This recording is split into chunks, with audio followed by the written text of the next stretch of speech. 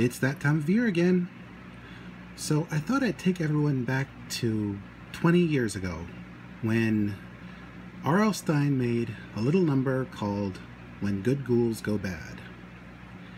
It's got zombies, it's got family, it's got a curse, it's got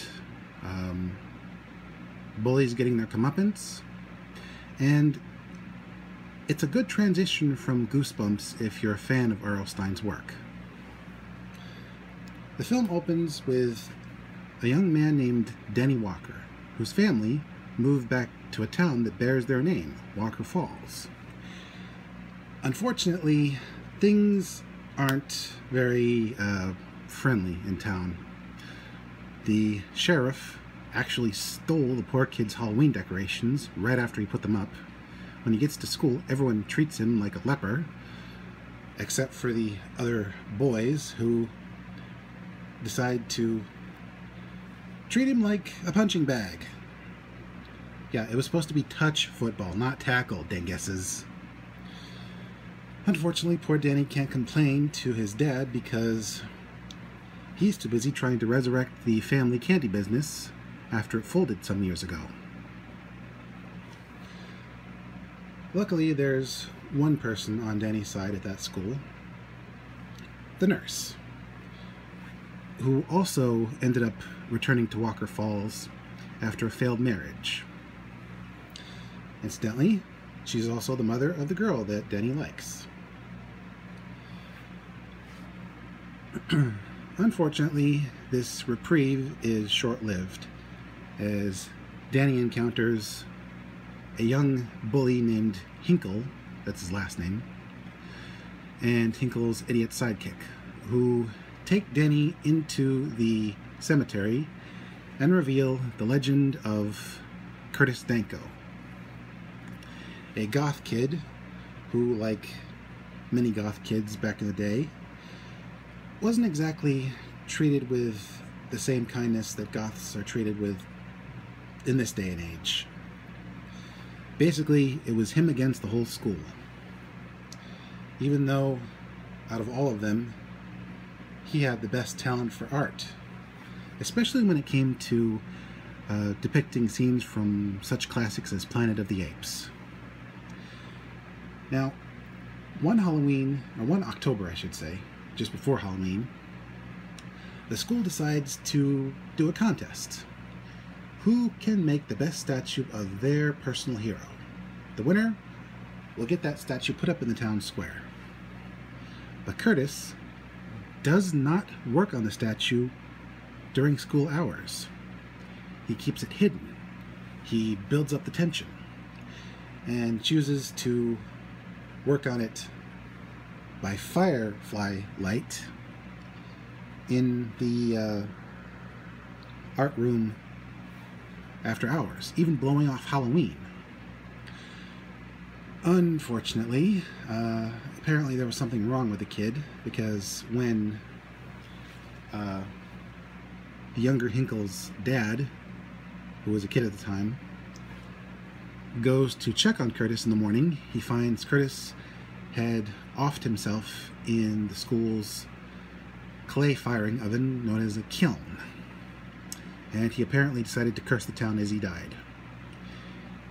If they ever have another Halloween, he'll come back and destroy them all. Meanwhile, the statue apparently was something out of H.P. Lovecraft, because it burned the poor kid's eyes and made him go blind for 3 days. Well, with that kind of story, the elder Hinkle's son just has to know what the statue looks like himself. But he doesn't want to risk getting his eyes burned out of his skull, so he recruits Danny to do it. And Danny nopes out of there faster than you can say, Doctor Who is awesome. Luckily, he's saved from being dragged back to the cemetery by his grandpa, better known as Uncle Fred, better known as Christopher Lloyd, who appeared earlier as a sleeping astronaut. And they talk. He talks about Hot Wheels and Danny tries to confide in him about various problems he's having, but Uncle Fred's basically like a big kid. He's completely shut out from the real world. Meanwhile, the younger Hinkle has stolen the statue and plans to force kids to pay him not to show it to them. What a jerk. Although, I think some of the kids would have a morbid curiosity as to what the statue actually looks like. So who knows what will happen. Meanwhile, Danny's dad, Fred's son, is trying to galvanize the town into saving itself by bringing back the Walker family candy business. And while he's come very far in getting things going, he's spent all his money. He can't pay any potential employees without a sizable investment from some German guys who are coming to visit Walker Falls for Halloween. And when he mentions Halloween, that clinches it for the town against him, because they won't even say the word Halloween. They refuse to accept that Curtis Danko is dead and he's not coming back. And he leaves the town hall in disgrace. Excuse me. Meanwhile, Fred reveals why he's shut himself off from the rest of the town. He feels guilty for building the kiln that Curtis used to off himself. But no amount of "it's not your fault" will change his mind, sadly. And he decides he's leaving town, gonna check out a shuttle launch. He wants Danny to come with him, but Danny has to get permission from his dad, not his dad's dad. Of course, that's when the lynch mob shows up. Apparently someone's been putting up Halloween decorations in secret, and the town is having none of it. They've even put up a huge pile of pumpkins in the middle of the town square, right where the statue was supposed to go. And while everyone else is freaked out, Fred gets invigorated. It's beautiful to him, and it really is beautiful. He even defiantly proclaims "Happy Halloween" to the townsfolk. And unfortunately, he really shouldn't have spoken to the townsfolk in a way that put him close to the pile, because pumpkin piles are not the most stable structures. It collapses right on top of poor old Uncle Fred. Well, Danny's devastated, and the town is politely saddened, but they're all terrified that this is Curtis Danko's first warning. So they quickly stick Fred in the ground and start taking down the Halloween decorations, with the elder Hinkle proclaiming himself the unofficial replacement to the mayor, who repeatedly chastises the Walker family because they forgot their place outside of town. Meanwhile, the dejected Danny gets a bit of sympathy from the girl that he likes, the nurse's daughter, who reveals that she's got a bit of a weird side. She lost her grandma, and it got her thinking about the beauty of decay, calling it a miracle in reverse. Also, she reveals that the kids of the town really want to have a Halloween, despite Curtis Danko's potential threat. She brings him to Curtis Danko's old house, where the kids have set up lots of Halloween decorations and have saved up their candy so they can trick-or-treat. And she's quite the mastermind, except when her mom finds the bill for powering the Danko house. But before that, the younger Hinkle shows up and blackmails a girl and Danny to put the statue up in the biggest room on the second floor, which the girl had plans for. But their plans are kind of short-circuited when the fireflies start behaving strangely. And that's when things go pear-shaped. Because who shows up at the Walker house but Uncle Fred, seemingly back from the dead? He says he's still alive. Apparently he wasn't embalmed.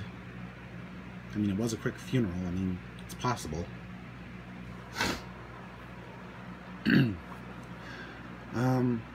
He thinks that his skin breathed in enough oxygen in order to survive, but he's still looking kind of dead. Of course, when the Elder Hinkle shows up to badmouth the Walker family, Fred decides he's going to use this being dead thing to his advantage.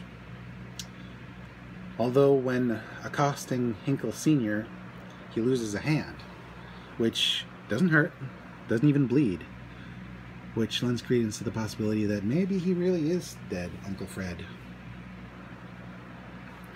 Luckily, he knows where the hand is going, because right after this little incident, Hinkle Sr. and his kids go back to his house for his Oktoberfest party, which is basically just the town's dying wake type of situation. Fred bribes Cheesy the Clown, who was going to entertain the kids at the party, to use his outfit as a disguise, and good grief, this is disturbing. I mean, worse than one-handed zombie Christopher Lloyd. It's one-handed zombie clown Christopher Lloyd. He goes in and bribes the kids at the party to find his hand, which is somewhere in the house. Unfortunately, the hand has become like a thing from the Addams Family, with firefly eyes. Those fireflies are definitely not normal. The hand steals Curtis Danko's crypt key and escapes, causing Fred to literally go to pieces and get stuck in a box.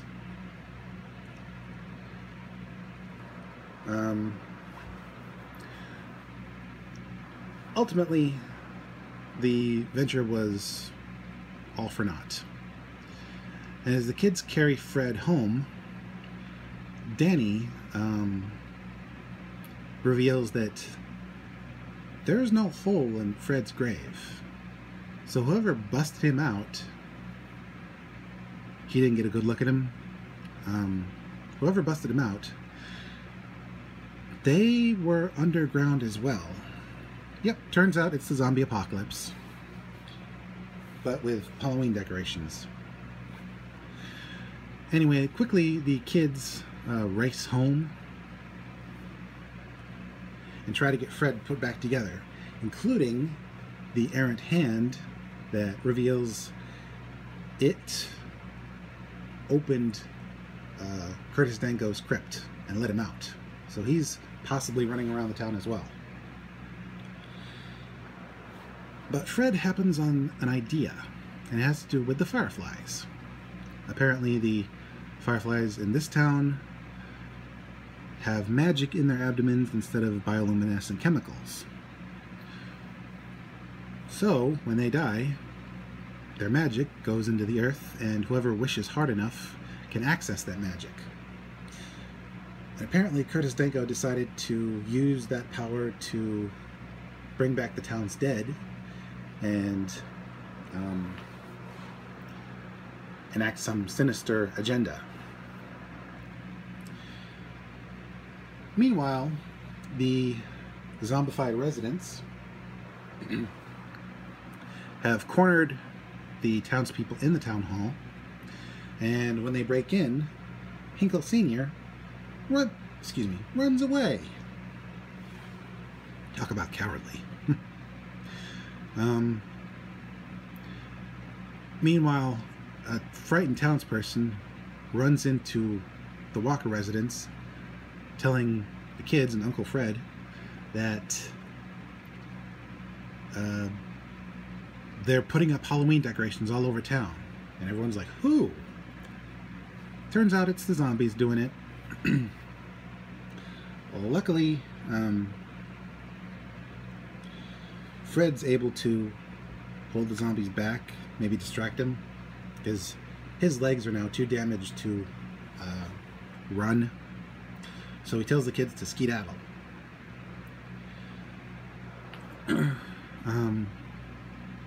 He manages to distract the zombies as they break in, but they reveal themselves as not mindless corpses. They have plans for the living of Walker Falls and Fred himself. Dun dun dun. As the kids pass the cemetery, it's revealed that Danny's grandma is coordinating the various zombies around town. And they really galvanized and organized.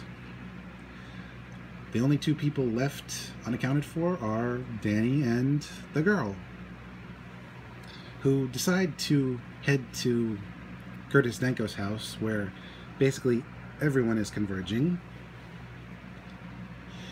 including the zombies and the younger Hinkle.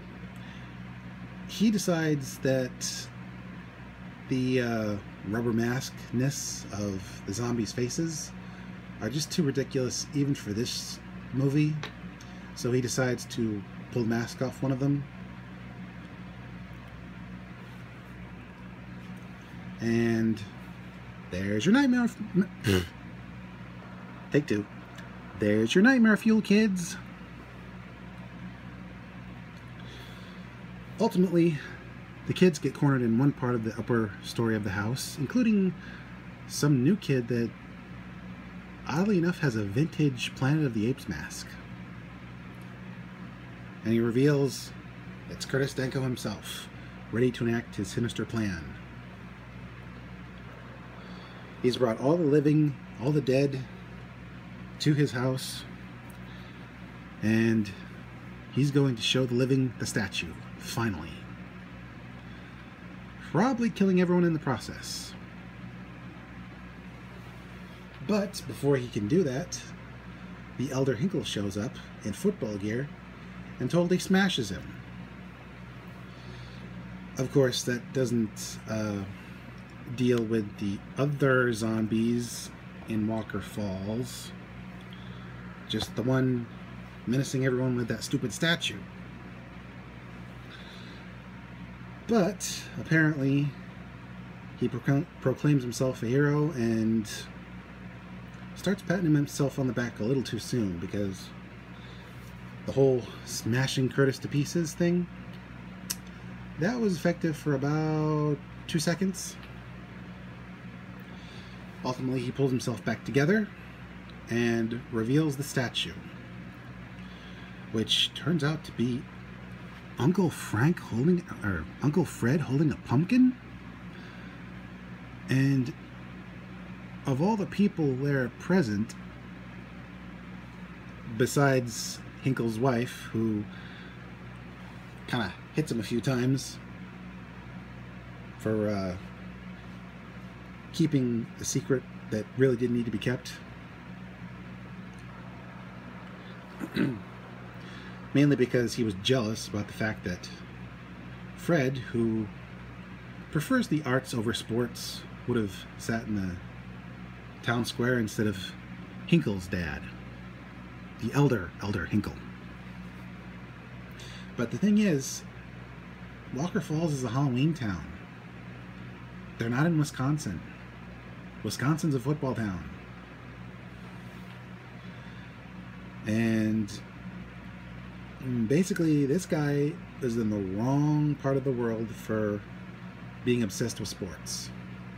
Although, to be honest, Fred could have potentially donated a bit of money to the sports department. That's a bit of favoritism. Oops. So, Curtis reveals that Fred is his hero for the simple reason that, yeah, Fred does support the arts. Except, he shouldn't be Curtis's hero. I mean, he built the kiln the poor kid died in. It's his fault. Nope! Curtis quickly points out that it was Hinkle who killed him. Turns out that Halloween night, the elder Hinkle and his buddies decided to lock poor Curtis with his statue in the kiln and leave him there for the rest of the night, not knowing the absent-minded janitor would accidentally turn the kiln on. So he faked the whole thing and caused everyone to lose Halloween for decades. Well, this doesn't sit well with Hinkle's dad, who punishes him accordingly with a spanking. Awesome. Talk about spare the rod. Meanwhile, everyone starts to enjoy the fact that their past loved ones have returned for one night, including Uncle Fred's wife, the elder Walker's mom, and the younger Walker's grandma. And Fred reveals that after that night, they probably wouldn't see him, but he'd see them, and he'd be proud of everything they accomplished. So, as the dead of Walker Falls enjoy a waltz in the firefly light, and Danny shares a kiss with the girl he likes, and their respective parents reveal that they may want to start a relationship, although they'll have to keep the kids away from each other, because if their parents get married, that would make them step-siblings, which opens up a whole new can of worms. And as Curtis goes back to his crypt,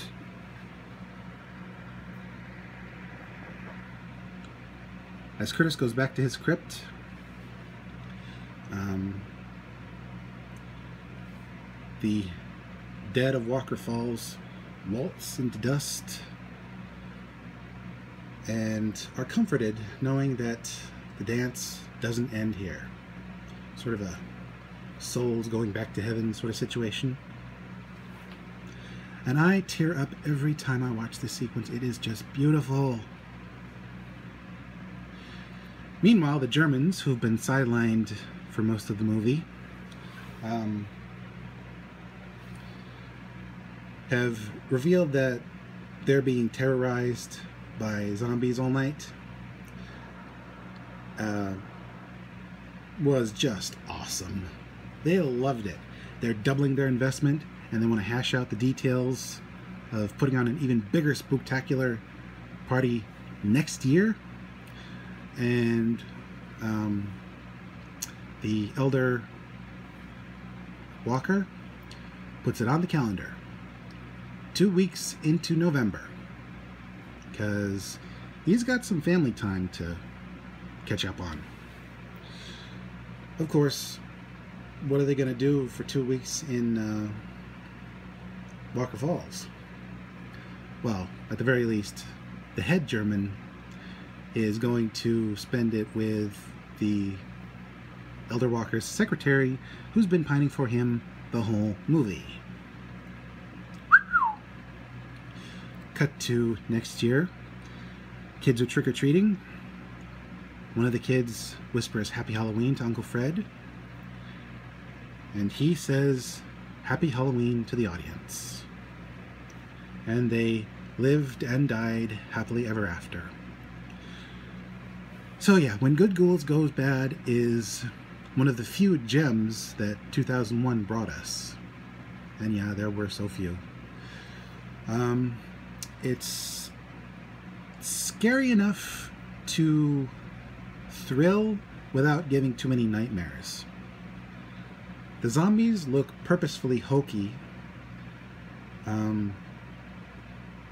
because it's supposed to be a fantasy. The acting is on point. The kid actors are maybe a little cookie cutter in places, but not terrible, which is very rare among child actors. And Christopher Lloyd is always a treasure. This character, Dead Uncle Fred, and Doc Brown are going to be the characters he is known for the rest of his life. And my battery's about to die, so this is Mr. J signing out and reminding you the dance doesn't end with dust. Happy Halloween.